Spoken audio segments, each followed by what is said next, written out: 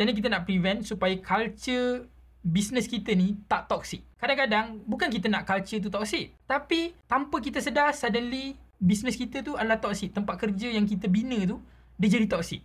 Selalu saya akan refer kepada operant conditioning. Operant conditioning ni, Allahumma salli ala Sayyidina Muhammad. Siapa nama scholar tu Dia ada operant conditioning, boleh check. So dalam operant conditioning ni, dia ada teori yang mana positif, negatif, punishment, reinforcement. Nak explain dalam ni susah sikit. Cumanya kita kena faham apa benda yang kita reinforce, apa benda yang kita punish. So kalau kita reinforce benda yang toxic, lama kelamaan kita punya company dia akan jadi toxic tanpa kita sedar. Reinforce ni bukan semestinya kita bagi reward. Contoh, ada staff baru masuk company kita. Staff yang baru ni biasanya dia natural. Betul tak? Sebab dia baru, dia natural, dia tak tahu apa-apa.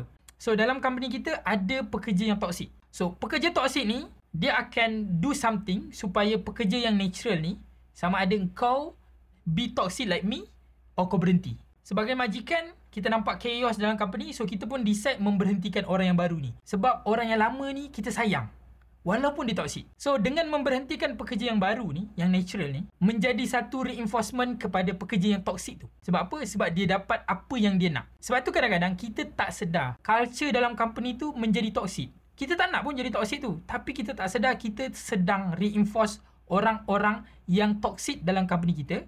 End up yang stay tu toxic, maka yang pergi tu sebenarnya adalah orang yang nak membawa nafas baru dalam bisnes kita.